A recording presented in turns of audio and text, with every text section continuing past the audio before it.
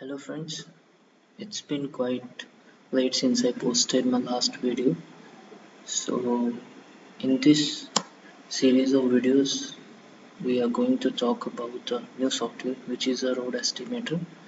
So in this software, we are basically going to find out the quantities in respect of the pavement layers or the embankment or earthwork quantities. So before we are going to start this software, we must have to understand what are the kind of payments. Okay, so initially I'm just going to show you this PPT. Okay,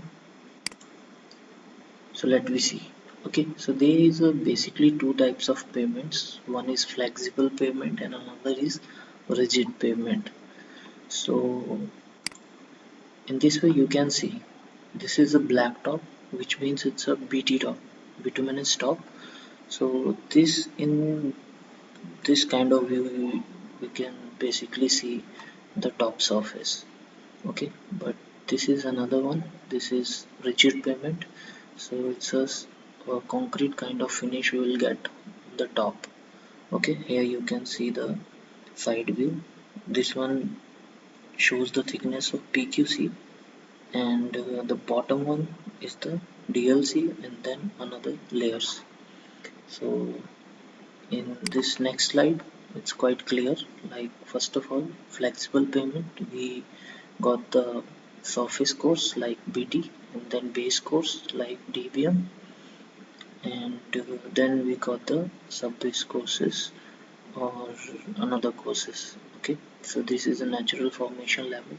Similarly, in a rigid pavement, we got the concrete slab or PQC at the top, and then sub base course, and similarly the natural formations.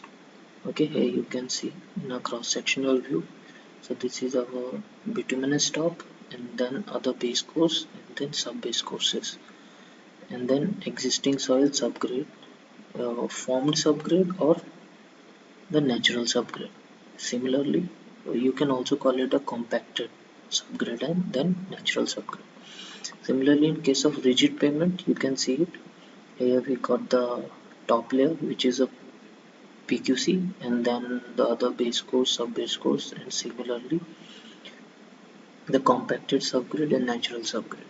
Here you can also see the longitudinal joint and transverse joints.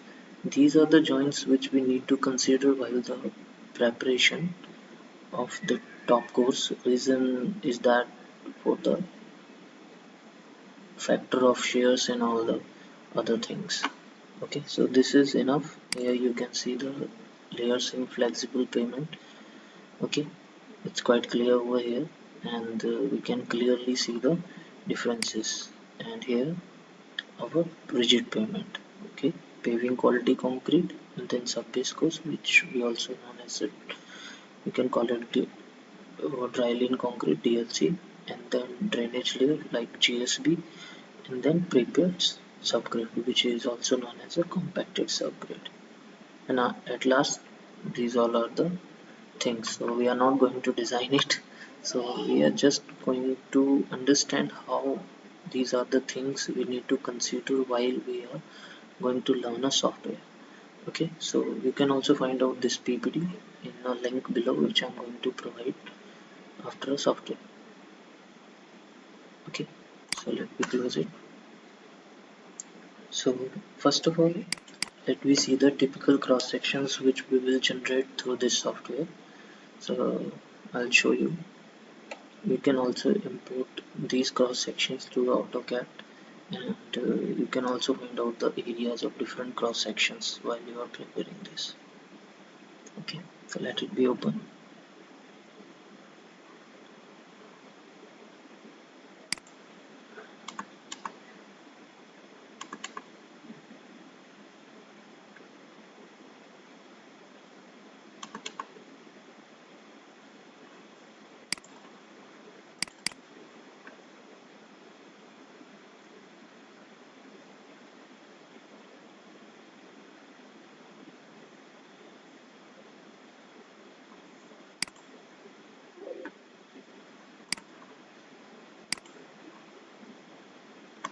So In this way we can generate a typical cross section with the help of this software.